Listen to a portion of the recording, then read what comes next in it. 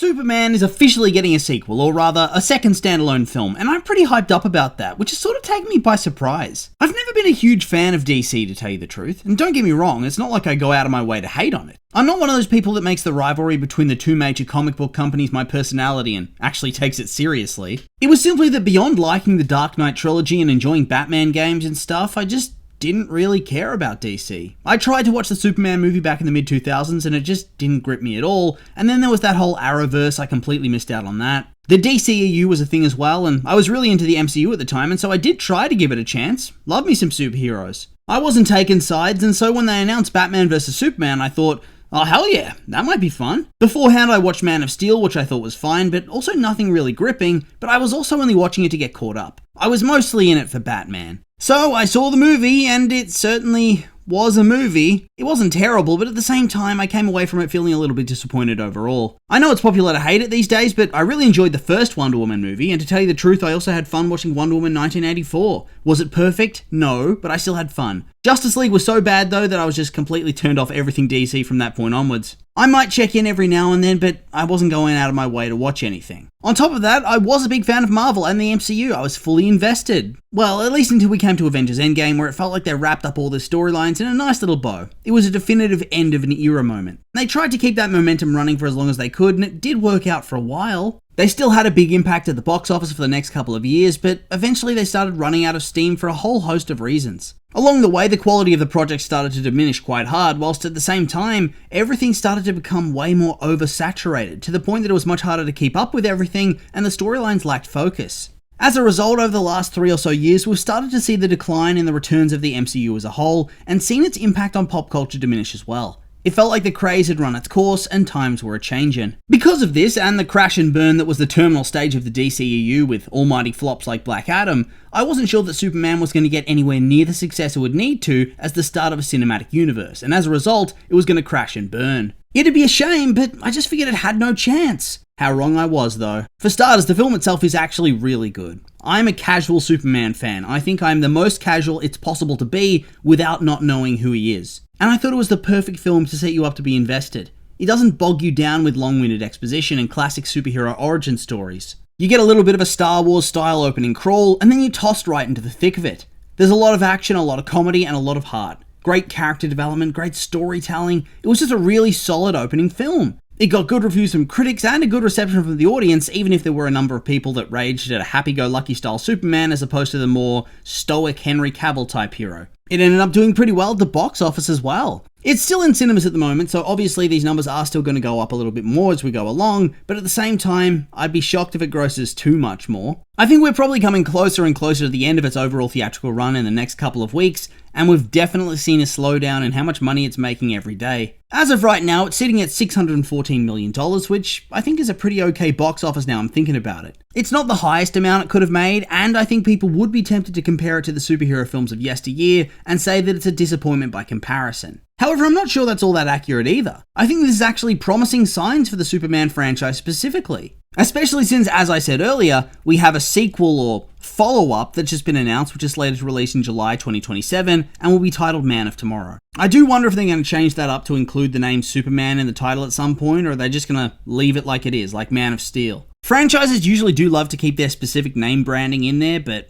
we'll need to wait and see, I suppose. Anyway, I kind of think that this is the best news the franchise could have had. I think one of the big issues that this current era of Marvel has is that it feels too broad and lacking in focus. You have all these characters you want to see more and more of, and yet you have these insanely long gaps where you don't see them or their films. Early Marvel wasn't like this at all. Phase 1 had Iron Man in 2 solo films. It introduced Cap and Thor in their own movies, and then had the big team up in the Avengers. Each of the big names had their own solo film after this for Phase 2, with Black Widow turning up in Captain America, whilst Ant-Man and the Guardians were introduced in their own movies. The phase was then rounded out by Age of Ultron, which got the band back together for the big team-up. This was followed up by Civil War, which brought in heaps of characters you know and love, whilst introducing Spider-Man and Black Panther, who'd get their own films not long after. Thor got his own movie with Hulk involved, Doctor Strange got a film, Guardians 2 came and went. Then Avengers arrived for Infinity War, Captain Marvel and Ant-Man got their movies, and then there was Endgame. It was just really well planned and executed. Lots of characters were getting the spotlight instead of appearing then vanishing into the ether, which is how I feel things played out post-Endgame. They tried to plant too many seeds all at once, and so it felt like it was all too much and the big drawing names didn't get as much focus as they needed to. Here though,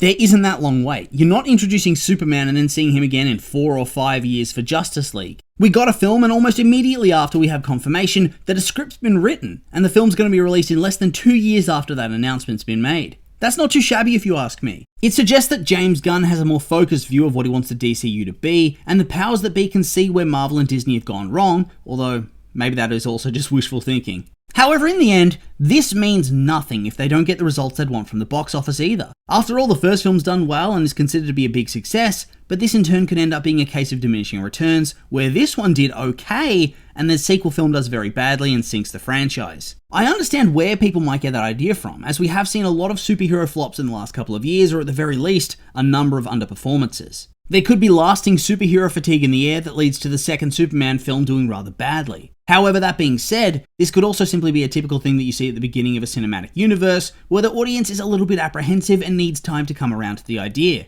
For instance, when Batman Begins released back in 2005, it only grossed a meager $375 million.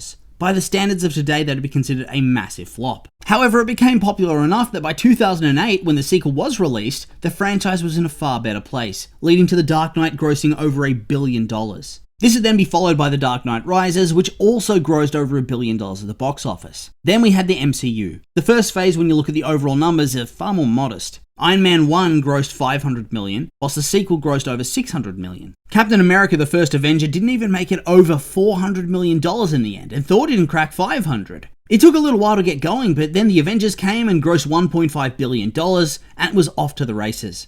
If you want something a little bit more honed into Superman, then I suppose just take a look at the opening act of the DCEU. Man of Steel released in 2013, and it grossed $670 million.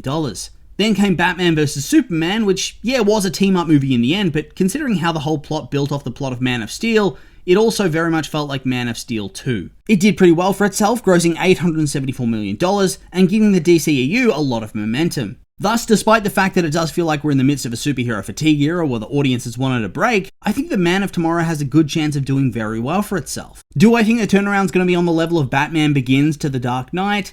No, I don't. The reality is that the trilogy was so different to any other superhero content or Batman film that had come before, providing a gritty and darker alternative to the campy films of the 90s. Meanwhile, whilst I think that Superman was very good and fun, it was also more similar to the MCU than not, and so I think that if people are no longer interested in that type of story, it's unlikely to lure them back for long. That being said, I do think that consistently good content draws a crowd, and Superman was good. Thus, I think Man of Tomorrow is going to have more success going forward, banking off James Gunn's personal reputation, the statement they have that no film goes into production without a script that producers have faith in, the fact that Superman has name value, and then the fact that the first film is good and is going to inspire confidence that this one will be too. Plus, on social media, people have been really engaging with the stars of the movies. They're loving David Corran Sweat and Rachel Brosnahan and Nicholas Hoult, and so the fact that they're striking whilst the iron's hot and the cast are all expected back can surely only mean good things too. Thus, I think that Superman's going to be a really strong anchoring presence in the DCU, and could be the series that ushers in that second wave of interest in superhero movies.